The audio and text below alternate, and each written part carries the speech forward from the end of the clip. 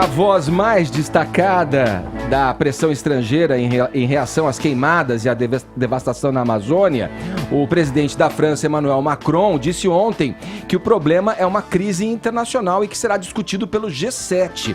O grupo das nações mais ricas do mundo se reúne a partir de amanhã em Biarritz, no sudoeste francês. Vamos lá, Vini.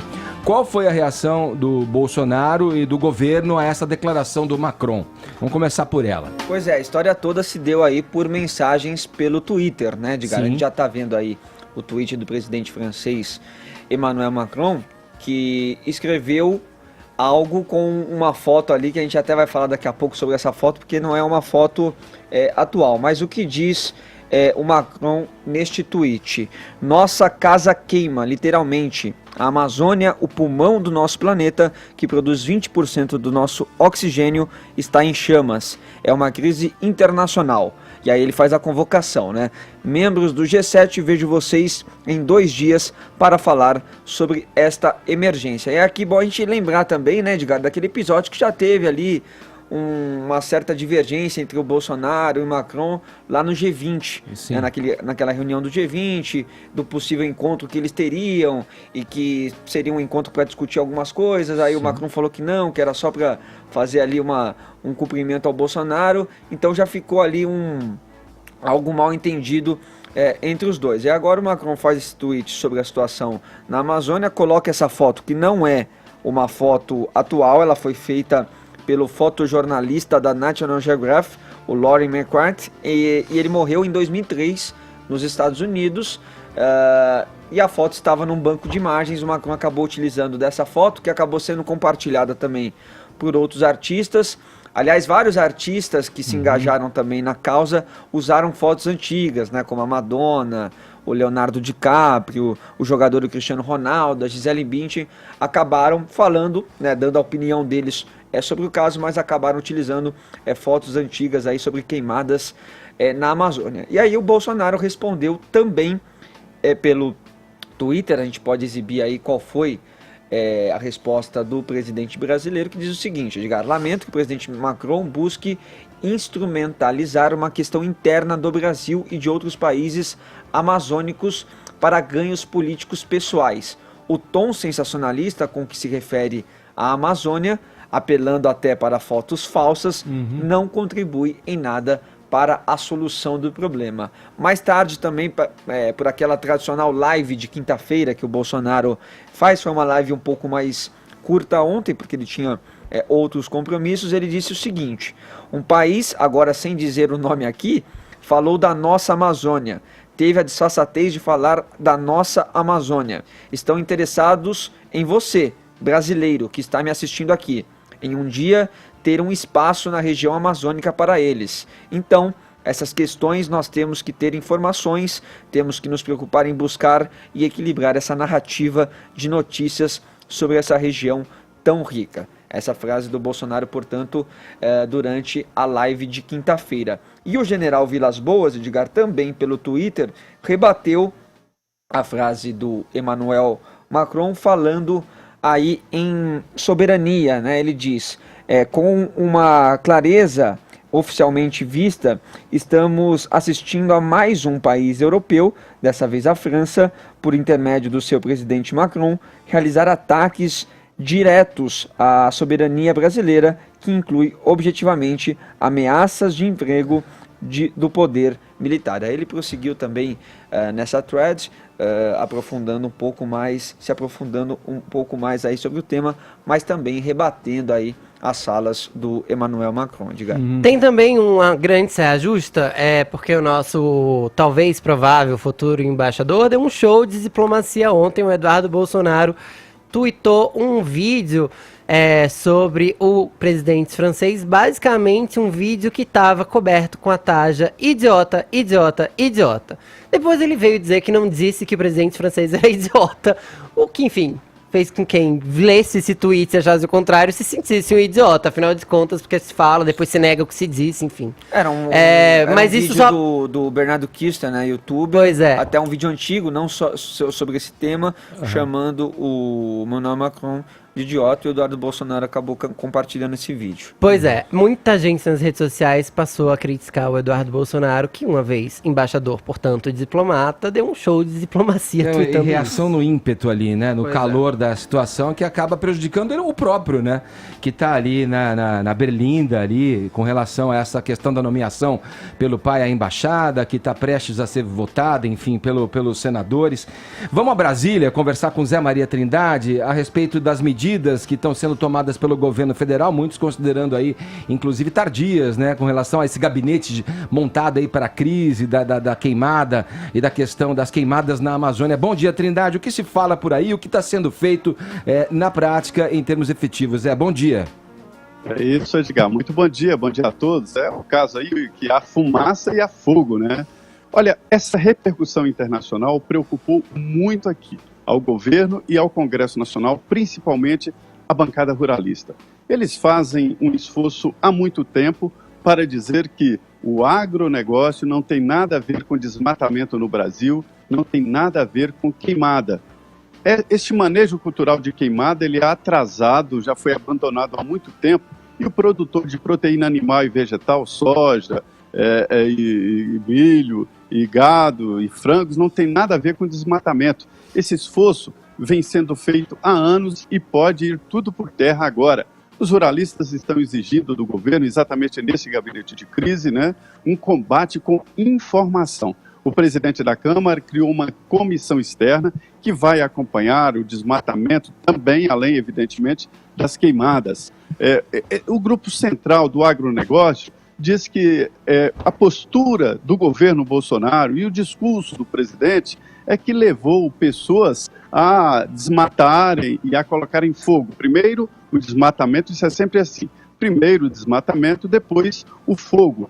Não houve mudança de um artigo de lei. O Brasil não mudou nada, só mudou mesmo o discurso. E aí dizem os representantes do agronegócio, pessoas desavisadas entendem que o presidente Jair Bolsonaro poderia acabar acobertando esse tipo de crime previsto em lei. Então, há um trabalho muito intenso agora para formar interlocutores e mostrar, isso é uma empreitada difícil, né? Mostrar às pessoas, à comunidade de opinião pública e até econômica no exterior, de que não houve mudanças na legislação do Brasil e de que a tentativa é de reforçar na preservação ambiental. Isso na área do agronegócio. Eles dizem que MST, pequenos agricultores e grileiros, né, que são os invasores de terra, que são responsáveis pelos desmatamentos e as queimas. Agora, sobre o Macron, a ideia aqui é que se ele topar internacionalizar e abrir e dividir o Museu de Louvre, né, a Torre Eiffel, a Torre Eiffel, e cuidar da Catedral de Notre Dame, né, aí ele poderia falar do Brasil, e aí a gente iria para a Champs-Élysées. Antes, Edgar, de internacionalizar qualquer espaço, tem que se internacionalizar o ser humano. E o país que fala, a França, né, rejeita e não aceita pessoas vindas de outros países e tal para morar na França. É muito fácil falar de longe, né? Sim, Zé. É uma questão que envolve vários pontos de vista e de vários ângulos diferentes observar essa situação, né? Porque tem, obviamente, primeiramente, a questão da soberania do país, do Brasil, que tem a maior parte dessa floresta que é a mais importante do planeta Terra, e daí o interesse, claro, internacional, né? O que se observa em termos de política externa é que talvez o governo Bolsonaro seja muito mais simpático ao que vem, no caso, em alinhamentos com os Estados Unidos, do que um país que possa aventar qualquer possibilidade em criticar, né, as políticas e os direcionamentos nesse setor do meio ambiente. E está intrinsecamente ligado a essa questão que você colocou, que eu acho que é importante, Zé. E eu vou destacar da entrevista que o deputado Rodrigo Agostinho, do PSB, concedeu ao Jornal da Manhã aqui da Jovem Pan, ele que é integrante da Comissão de Meio Ambiente da Câmara dos Deputados, fala exatamente isso da grilagem. A grilagem de terra, que é essa apropriação indevida, obviamente, de terras da União, e depois a possibilidade de se esquentar, com o perdão do termo, até foi se falar em queimada, né? Mas esquentar essa documentação para que essas terras possam ser, no futuro ali, servir como um negócio para os próprios grileiros. Aí quem compraria essas terras que vem aí a questão, né? Poderia estar muito mais associado ao agronegócio mesmo, a quem quer expandir e tal.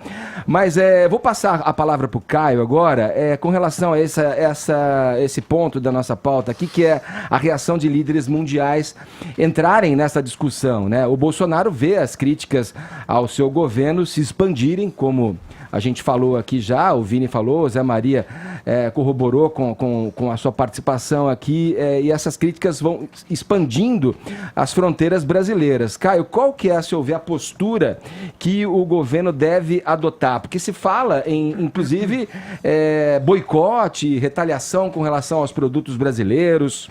Mas é exatamente isso. Aqui é muito importante a gente sair do micro e focar no macro. Então eu peço, inclusive, licença para um comentário mais longo, porque é o seguinte, vamos falar de pós-verdade, né? Pós-verdade é aquele conceito de comunicação, da comunicação contemporânea, que exprime a ideia de que na transmissão de uma mensagem, a realidade dos fatos, ela importa menos do que o seu apelo emocional. Portanto, segundo a pós-verdade, a opinião pública, ela vai se moldar mais pela emoção do que pela razão. Sentimentos e sensações importam mais do que números e dados. Portanto, aqui nós estamos diante de um terreno fértil para a construção de narrativas falaciosas, especialmente por repetição e especialmente usando como instrumento de disseminação, de reverberação social, o comportamento de manada e a sua tendência natural à histeria e ao pânico. Tudo isso é potencializado pelas redes sociais, como a gente viu no caso de uma foto equivocada, uma foto aí completamente intempestiva do presidente sendo reverberada, inclusive, por pessoas públicas. A questão amazônica ela é um caso emblemático do uso da pós-verdade na manipulação da opinião pública. Eu, pessoalmente, me recuso a atuar aí como uma caixa de ressonância para essa narrativa que quer destruir a reputação do Brasil. Por isso eu separei aqui 10 fatos elementares para baixar um pouco o tom da polêmica. Primeira coisa, a Amazônia ela não era virgem até 2019. Desmatamento e queimadas elas fazem parte da história recente da região. O Brasil preservou e preserva muito mais da sua vegetação nativa do que as outras economias desenvolvidas no mundo. Os dados são claros. Aqui nós temos 2/3 da vegetação nativa preservada, 66%. A União Europeia só 25%, a China 17% e os Estados Unidos 14%. Terceiro ponto, a legislação brasileira, com seu novo Código Florestal, ela tem viés progressista e ambientalista. Foi aprovada num governo de esquerda e teve como principal arquiteto, um político filiado ao Partido Comunista do Brasil. Quarto ponto, o agronegócio brasileiro de alto impacto, aquele para exportação, certo? Ele se caracteriza pelo quê? Pela tecnologia, pela produtividade, pela sustentabilidade. Para ilustrar um pouco o que o Zé Maria já trouxe para a gente, em 10 anos, as áreas de pastagem diminuíram 20%, só que a produção de carne cresceu 120%. Na produção de grãos e óleos vegetais, em 3 décadas, o ganho de produtividade foi de 2,5 vezes. Certo? Quinto ponto, a queimada como método de limpeza de terreno, como bem observou o Zé Maria Trindade, é um comportamento arcaico de pequenos produtores e de fraudadores também, de grileiros, de movimentos ilegais de ocupação de terra. Sexto ponto, queimadas naturais, elas são mais comuns nessa época do ano. Sétimo ponto, as condições climáticas, que são circunstâncias de força maior, são o principal fator para potencializar a queimada. Então, assim... E ainda, esse é um 8º ponto, ainda que essas queimadas elas fossem antropogênicas, ou seja, geradas a partir da ação humana, certamente elas não são coordenadas, elas não são nem estimuladas por políticas públicas do governo federal, não tem nada a ver. Nono ponto, também é razoavelmente impossível num país deficitário, que não garante segurança das suas fronteiras, que não garante segurança à vida dos seus próprios cidadãos, é impossível monitorar e punir todos aqueles que agridem o meio ambiente, embora esse seja o objetivo, esse seja o ideal. E aí tem um ponto que é engraçado, é uma pauta de ontem, mas quanto às partículas em suspensão, né, viajando por correntes aéreas, 27 milhões de toneladas por ano viajam do deserto do Saara, atravessam o Oceano Atlântico e caem na Amazônia. Inclusive, é um fertilizante. Portanto, a fuligem que cobriu São Paulo, embora ela não fosse amazônica, ela poderia muito bem ser.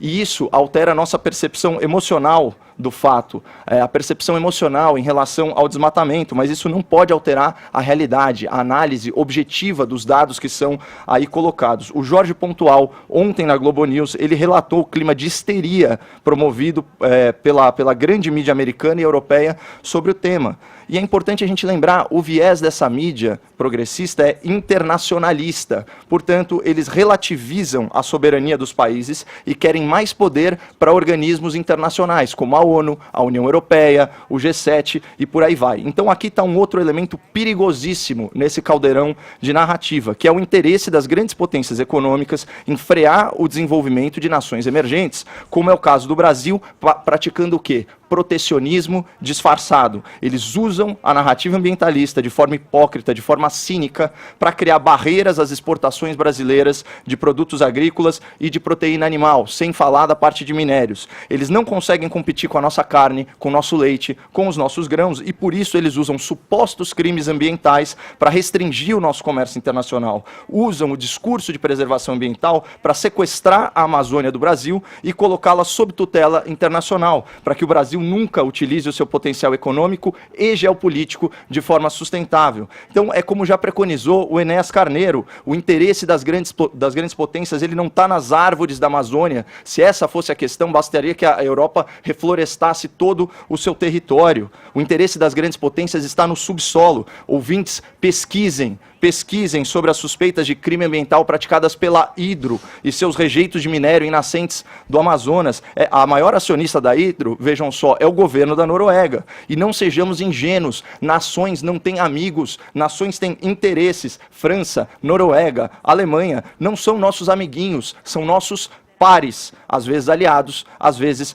competidores. E falando em cinismo europeu, para fechar, eu relembro ao ouvinte uma frase capciosa do presidente Macron no começo do ano, abre aspas, o nacionalismo é o exato oposto do patriotismo, e essa confusão conceitual é proposital. Ele quer que você se sinta patriota, abrindo mão da soberania do seu país, abrindo mão das suas riquezas naturais, da sua autonomia econômica. Portanto, a situação que a gente tem é clara. Você tem a mídia internacionalista aliada às grandes potências, construindo toda uma narrativa contra o Brasil, a ponto do presidente francês incorrer em fake news.